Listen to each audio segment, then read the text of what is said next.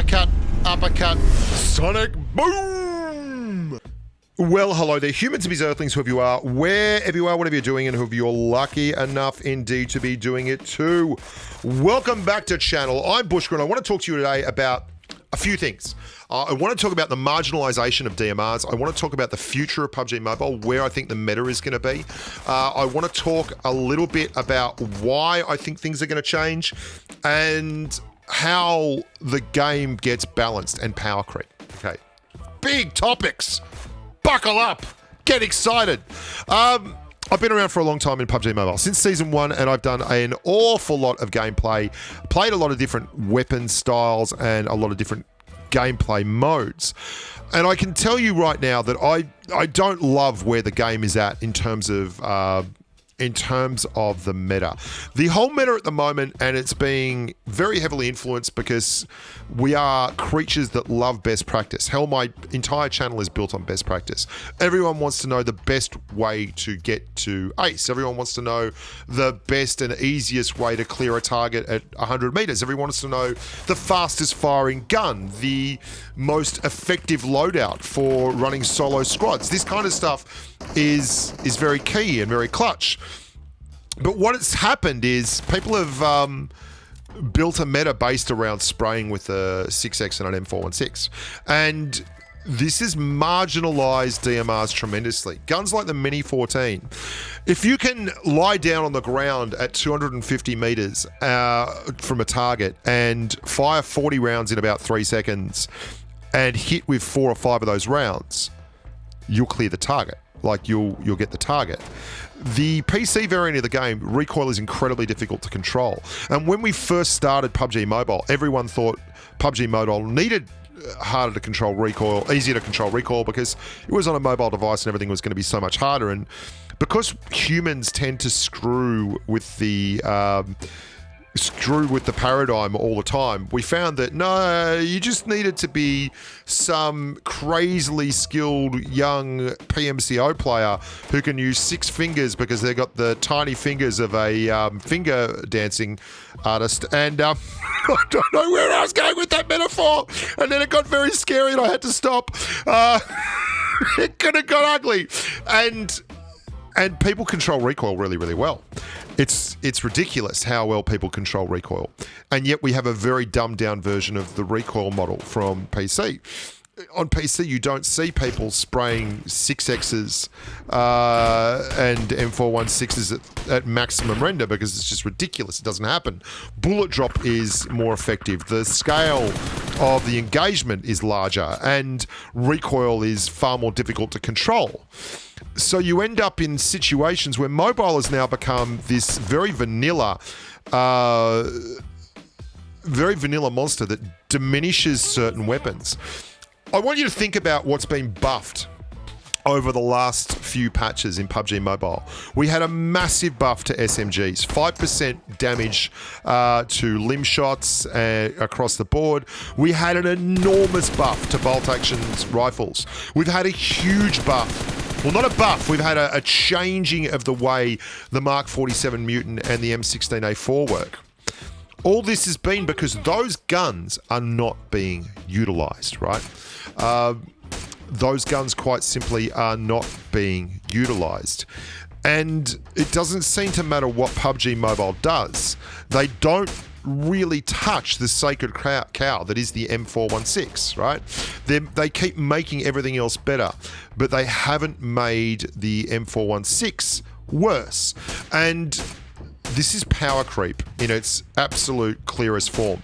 This is power creep. Power creep is where everything else gets pushed up to the level of something so that everyone starts using that other thing, and what you end up with is a game where everything it's like an arms race. It gets completely out of control.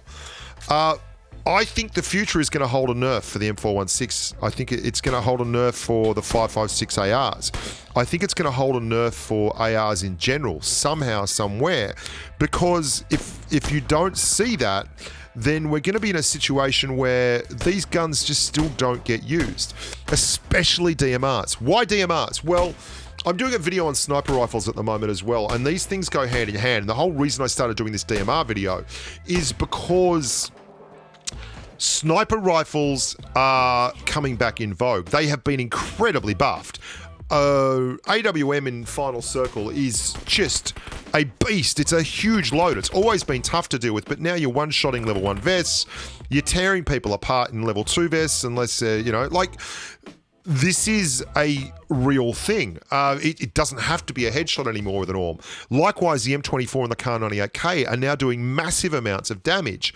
And if you can run an M416, why would you run a Mini 14 or an SKS when you can run a bolt-action rifle and you can have that spray kind of DMR feeling that you get from an M416, and you also get the ability to absolutely smash a target that's not aware you're there with a headshot from a bolt-action sniper rifle, then followed up by a quick, even if they're not dead, you can then immediately switch to a 5.56 AR and spray. And if you land like one shot, they fall over, okay? And there are things that a DMR does very, very well, right? The things that DMR does well is suppress. It's good at suppressing, but so is an M416. The things that DMR does very well is dealing with like 150 meter targets that are moving quickly and you need to fire a lot of rounds at, but so does an M416. So you get this thing called surplus value. Sure, the DMR can do this and it can do that, but you've already got something that does that in your kit bag. Like your primary weapon is already doing that. So why not just run either a double AR, so you can run an AKM or a Beryl M762 or a Vector or an Uzi in one slot and run an M416 in the other. And then you have something that is absolutely monstrous in close with a .258 time to kill on a level 2 vest like the Uzi. And then you run an M416 for the mid-range spray. I could have absolutely sprayed that guy down just as easily as I'm taking him out with a Mini 14. So that's surplus value. That means you're not really getting the value out of those secondary weapon slots. The only reason you'd probably run a DMR if you're a new player is if you find a level 8 scope, because then you an 8x scope, not a level 8 scope, you idiot. Because then you're in a situation where you actually get a lot more value from that 8x. You used to be able to run an 8x on an M416 and an M16 and all that. It was just hilarious. And that makes shots like this possible, right? So, why are there shot... this is the wrong footage. You know what? Just watch this. This is just shotguns. I was going to do a shotgun video and then I just decided I couldn't be bothered. But I forgot to... anyway, have some shotguns. Enjoy your shotguns. What the hell was I talking about? Yeah, surplus value.